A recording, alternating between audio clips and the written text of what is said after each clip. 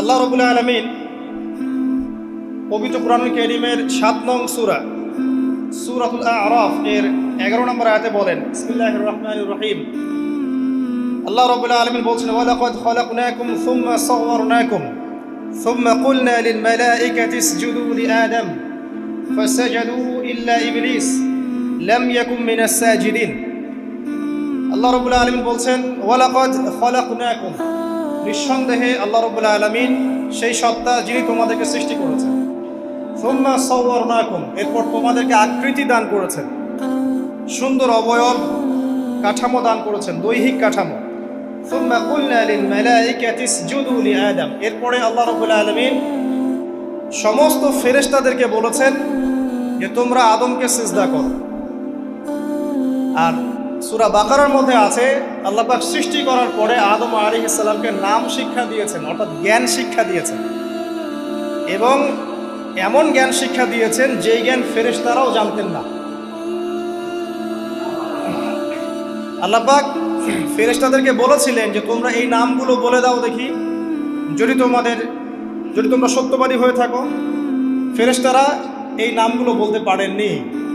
তারা বলেছিলেন, লা ইলমা লানা ইল্লা মা আল্লামতানা, আপনি আমাদেরকে যা শিখিয়েছেন এর বাইরে আমাদের কোনো জ্ঞান নেই। এরপর আল্লাহ পাক আদম আলাইহিস সালামকে বলেছেন, আদম তুমি নামগুলো বলে দাও দেখি। এরপর আদম আলাইহিস সালাম সুন্দর করে সব নামগুলো বলে দিয়েছেন, কারণ আল্লাহ পাক তাকে সেই জ্ঞান শিক্ষা দিয়েছিলেন। এরপরে আল্লাহ রাব্বুল আলামিন ফেরেশতাদেরকে বলেছেন, তোমরা আদমকে এখন সিজদা করো, কারণ জ্ঞানের মানদণ্ডে আদম তোমাদের চেয়ে শ্রেষ্ঠ। সুবহানাল্লাহ। আর আমরা সেই আদম সন্তান, যদিও বা পৃথিবীতে আসার পরে আমরা আমাদের পরিচয়টা ভুলে গেছি। সেই আদম সন্তান, যে আদমকে আল্লাহ রাব্বুল আলামিন ফেরেশতাদেরকে দিয়ে সম্মানিত করলেন, সিজদা করালেন, সেই আদম সন্তান এখন আল্লাহর জমিনে শিরক করে, নবী সাল্লাল্লাহু আলাইহি ওয়াসাল্লামের সুন্নতের অনুসরণ করতে চায় না, নবীদের আদর্শ মানতে চায় না, কোরআন এবং সুন্নাহ মেনে জীবন করতে চায় না। সেই আদম সন্তান এখন জেনা করে, ব্যভিচার করে, মাদকদ্রব্য পান করে, সমকামী। সেই আদম সন্তান এখন ঘুষ খাচ্ছে, সুদ খাচ্ছে, দুর্নীতি করছে, অন্যের সম্পদ আত্মসাৎ করছে, অন্যায়ভাবে মানুষকে হত্যা করছে। এমন কোনো গুনাহ নাই যে সেই আদম সন্তান করছে না। কোন আদম সন্তান? যার পিতাকে আল্লাহ রাব্বুল আলামিন কি করলেন? ফেরেশতাদেরকে দিয়ে সেজদা করালেন। তাহলে চিন্তা করেন যে আমরা আমাদের পরিচয়টা কি পরিমাণ হারিয়ে ফেলেছি। আমরা তো চেতনার কথা বলি না, শেকড়ের কথা বলি না, আমরা সংস্কৃতির কথা বলি না। এই কথাগুলো আমরা বলি। আমাদের সত্যিকারের চেতনা হচ্ছে ইসলামিক চেতনা। সত্যিকারের শেকড় হচ্ছে এই শেকড় যে আমরা আদম আলাইহিস সালামের সন্তান, যে আদমকে আল্লাহ রাব্বুল আলামিন ফেরেশতাদেরকে দিয়ে সেজদা করিয়েছেন জ্ঞানের কারণে। আজকে সেই আদম সন্তান দেখবেন জ্ঞান অর্জন করতে চায় না, দিনের জ্ঞান অর্জন করতে চায় না, দুনিয়ার জ্ঞান অর্জন করতে চায়, দিনের জ্ঞান অর্জন করতে চায় না। যে জ্ঞান তাকে পরকালে নাজাতের ওসিলা করবে, সেই কোরআনটুকু তিলাওয়াতও করতে চায় না, তিলাওয়াত করা শিখতেও চায় না, আগ্রহই নাই। তাহলে আমরা কি পরিমাণে আমাদের শেকড়টা ভুলে গেছি, চেতনা হারিয়ে ফেলেছি, আমাদের মূল সংস্কৃতি থেকে দূরে সরে আসছি। একটু চিন্তা করেন। সামনে যাই। আল্লাহ রাব্বুল আলামিন বলছেন, এরপর সুন্দর আকৃতি দিয়ে আদমকে আমি ফেরেশতাদেরকে দিয়ে সেজদা করালাম। ফাসাজাদু, সবাই সেজদা করলো, প্রত্যেকটা ফেরেশতাই কি করলো? সেজদা করলো। ইল্লা ইবলিস, কে সেজদা করলো না? ইবলিস। ইবলিস সেজদা করলো না। ইবলিস কে ছিল? সে কিন্তু কোনো ফেরেশতা ছিল না। সে ছিল একজন জিন। কানা মিনাল জিন্নি, সূরা কাহফে আল্লাহ বলেছেন কানা মিনাল জিন্নি, সে জিনদের একজন ছিল। ঠিক আছে? সে আল্লাহ রাব্বুল আলামিনের এত বেশি ইবাদত করেছিল যে আল্লাহ রাব্বুল আলামিন তাকে এক পর্যায়ে ফেরেশতাদের উপরে একটা দায়িত্বশীল বানিয়ে দিয়েছিল। ঠিক আছে? তো কিন্তু তার মনের ভিতরে একটা কেবর বা অহংকার ছিল, যে অহংকারের কারণে সে কিন্তু আল্লাহ পাকের এই নির্দেশটা পালন করলো না, লঙ্ঘন করলো। আমরা সামনে যাই। লাম ইয়াকুম মিনাস সাজিদিন, আল্লাহ পাক বলছেন সে সিজদাকারীদের অন্তর্ভুক্ত ছিল না। কে? ইবলিস। আচ্ছা, ক্বালা, আল্লাহ পাক এবার বলছেন, মা মানাআকা আল্লা তাসজুদা ইয আমারতুক। আল্লাহ পাক বলছেন, হে ইবলিস, কিসে তোমাকে নিষেধ করলো, কে তোমাকে বারণ করলো আদমকে সিজদা করতে, যাকে আমি সিজদা করার আদেশ করেছি? কি জন্য করলে না? সোজা কথায়, তুমি কি জন্য সেজদা করলে না আদমকে? মা মানে আঁকা, তোমাকে কে বারণ করলো?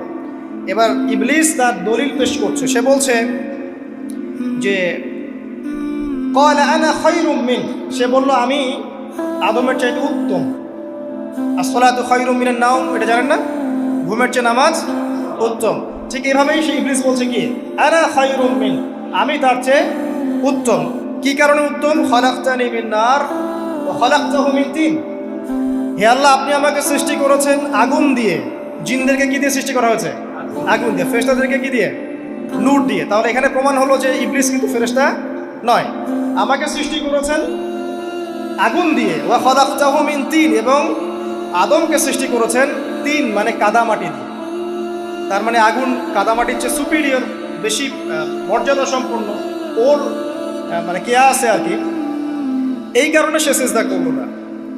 এবার আল্লাহ রাব্বুল আলামিন বলছেন ক্বালা ফাহবিত মিনহা, ইবলিস এখান থেকে নেমে যাও। এটা কোন জায়গা? একদম মহাকাশের উপরে না, নাকি পৃথিবীতে? এটা 7 আসমানের উপরের ঘটনা। ইতিহাস শুরু হয়েছে মহাবিশ্বে। মানুষের অস্তিত্বও ছিল না, এমন একটা সময় চলে গেছে। মহাবিশ্বে কোটি কোটি বছর চলে গেছে যখন মানুষ বলতে কিচ্ছু ছিল না। ছিল না। অনেক পরে মানুষকে সৃষ্টি করা হয়েছে। এখন দুনিয়াতে মানুষের চলাচল দেখলে মনে হয় মহাবিশ্বে সে একাই আছে, আর কেউ নাই, তাই না? আচ্ছা, এটা দলিল কোরআনে আছে। সূরা দাহার 1 নম্বর আয়াত পড়ে দেখবেন, হাল আতা আলাল ইনসানি হাইনুম মিনাদ দাহরি লাম ইয়াকুন শাইআন মাযকুরা। আল্লাহ পাক বলছেন মানুষের উপরে এমন সময় চলে গেছে যে মানুষ কোনো আলোচ্য বিষয় ছিল না, উল্লেখযোগ্য কোনো বিষয় ছিল না। তো সভ্যতার শুরুর ঘটনা হচ্ছে এটা, মানে মানব সভ্যতার একদম শুরুর শেকড়ের ঘটনা হচ্ছে এটা। একদম শুরুর চেতনা, শুরুর সংস্কৃতি শুরু হচ্ছে এখান থেকে। এবার ইবলিস বলছে আমি সেজদা করব না, বিকজ আমি তার চেয়ে সুপিরিয়র। আপনি তাকে সৃষ্টি করেছেন মাটি দিয়ে, আমাকে সৃষ্টি করেছেন আগুন দিয়ে, আমি তাকে সেজদা করব না। সে আল্লাহ পাকের আদেশ লঙ্ঘনই করলো না, বরং আল্লাহকে উল্টা একটা যুক্তি দেখালো যে আপনি ভুল, আমি ঠিক। নাউজুবিল্লাহ, আপনি আমাকে আদমকে সেজদা করতে বলছেন, এটাই ভুল, বরং উচিত হচ্ছে ও আমাকে সেজদা করবে। নাউজুবিল্লাহ। তো সে কিন্তু আবা ওয়াস্তাকবার, সে উদ্ধত হলো এবং অহংকারও প্রদর্শন করলো। আল্লাহ পাক বলেন ক্বালা ফাহবিত মিনহা, এখন এখান থেকে নেমে যাও। এই জান্নাতি বলেন আর ওই ঊর্ধ্ব জগতই বলেন, সেখান থেকে তোমরা নেমে যাও, তুমি নেমে যাও।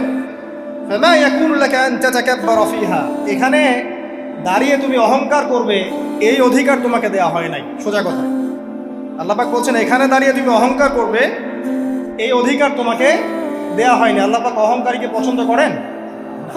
অহংকারীদেরকে আল্লাহ পাক কিয়ামতের মাঠে পিঁপড়ার মতো উঠাবেন। তাদের আকৃতি মানুষের সমানও হবে না, ছোট ছোট কালো পিঁপড়ার মতো হবে, এবং অন্ধকার ওদেরকে ঢেকে নিবে। তো আমাদের মনে যাদের অহংকার আছে, আল্লাহর রাস্তা অহংকার ছেড়ে দেই। অহংকার ইলমেরও থাকতে পারে। একজনের অনেক বড় ইলমি ডিগ্রি সার্টিফিকেট আছে, অমুক ফারেক, অমুক ফারেক, অমুক মুহাদ্দিস, অমুক মুফাসসির, ডাবল ডিগ্রি, এটার অহংকার থাকতে পারে। ঠিক আছে? আবার অনেকের টাকা পয়সার অহংকার থাকে, অনেকের ক্ষমতার অহংকার থাকে, আবার এখনকার মেয়েদের সৌন্দর্যের অহংকার থাকে, থাকে না? এক এক মানুষের এক একটা অহংকার। অহংকারের ডেফিনেশনটা কি? একজন সাহাবী নবী সাল্লাল্লাহু আলাইহি ওয়াসাল্লামকে বলছেন, ইয়া রাসূলুল্লাহ, আমি পছন্দ করি আমার গায়ের পোশাকটা সুন্দর হোক, আমার জুতা সুন্দর হোক, ঠিক আছে, আমার সুগন্ধি ভালো হোক, দামি হোক। এটা কি অহংকারের পরিচয়?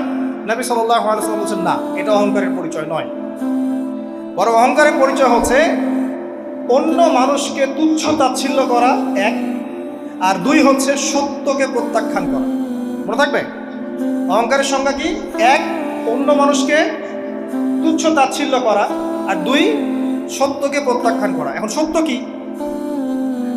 আইনস্টাইনের থিওরি সত্য, নাকি পিথাগোরাসের উপপাদ্যই সত্য, নাকি আমাদের পশ্চিমারা যে সেকুলারিজম, কমিউনিজম, ডেমোক্রেসি ইত্যাদি ইত্যাদি, ন্যাশনালিজম এগুলো দিয়ে দিয়েছে মতবাদগুলো, এগুলি চূড়ান্ত সত্য? সায়েন্সই কি চূড়ান্ত সত্য? চূড়ান্ত সত্যটা কি আসলে? এক কথায় সূরা কাহফের 29 নম্বর আয়াতে সত্যের সংজ্ঞা আছে। কত নম্বর আয়াতে? সূরা কাহফের 29 নম্বর আয়াতে আল্লাহ পাক বলেন ওয়াকুলিল হাক্কু মির রাব্বিকুম, হে নবী আপনি বলে দিন সত্য সেটাই, ন্যায় অন্যায়ের চূড়ান্ত মানদণ্ড সেটাই, হক বাতিলের চূড়ান্ত মানদণ্ড সেটাই। কোনটা? যেটা তোমার রবের পক্ষ থেকে নাজিল হয়েছে। আমাকে বলেন যে রবের পক্ষ থেকে কি নাজিল হয়েছে? এক সময় তাওরাত নাজিল হয়েছিল না, ওটাই হক ছিল। ওই সময় কি ছিল? সেটাই হক ছিল। জাবুর ওই সময়ের কি ছিল? হক। ইনজিল ওই সময়ের হক ছিল। এখন কি আছে আমাদের কাছে? কোরআন এবং এর ব্যাখ্যা হচ্ছে হাদিস। কিয়ামত পর্যন্ত কি অন্য কোনো শরীয়ত আসবে? অন্য কোনো নবী আসবে? কেউ যদি বলে যে অমুকে নবী হবে, সে কি মুসলিম না কাফের? তাহলে কোনো সন্দেহ আছে?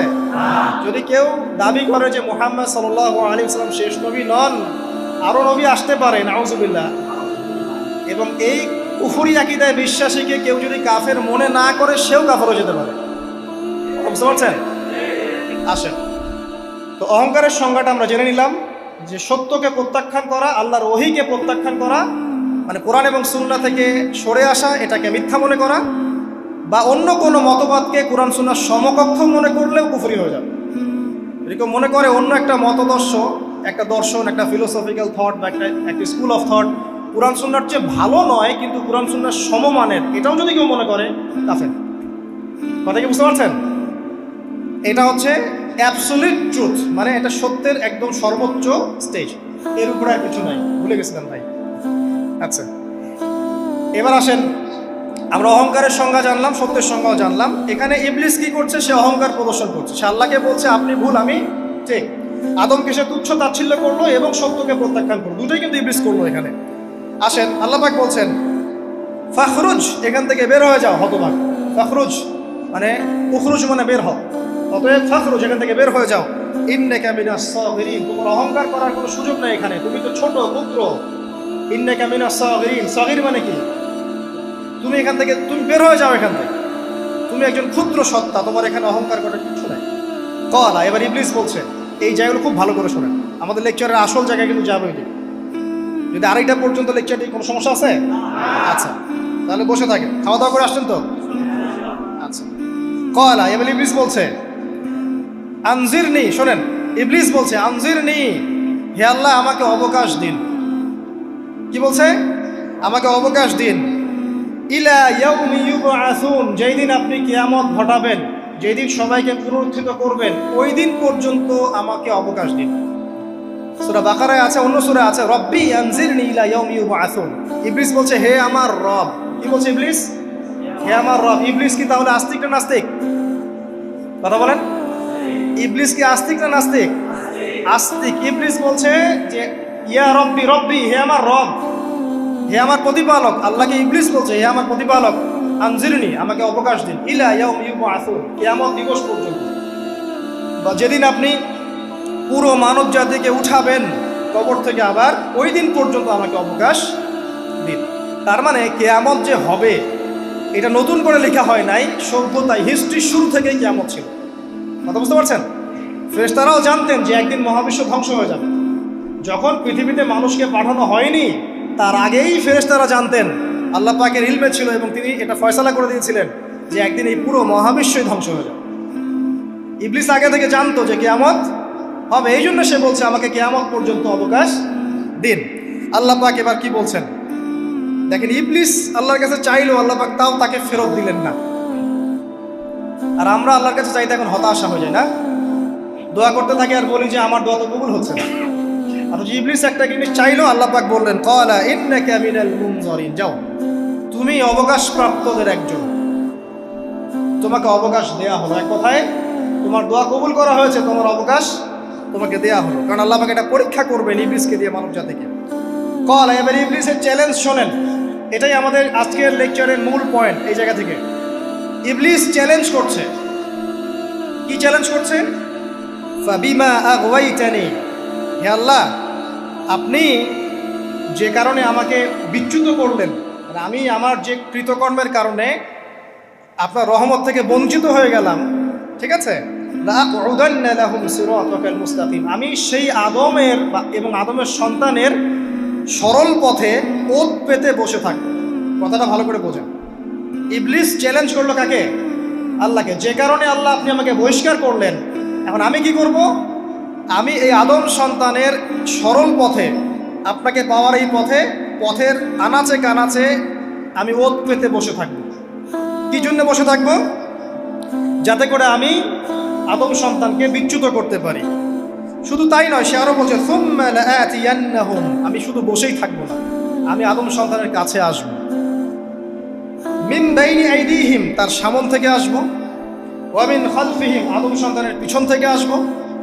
ওয়া আন আইমানিহিম, তার ডান দিক থেকে আসব। ওয়া আন শামাইলিহিম, তার বাম দিক থেকে আসব। ওয়ালা তাজিদু আকসারাহুম শাকিরিন, আল্লাহ পাক আপনি তাদের বেশিরভাগকেই শুকরগুজার পাবেন না। কথা কি ক্লিয়ার না? কোনো সমস্যা? ইবলিস কি চ্যালেঞ্জ করলো?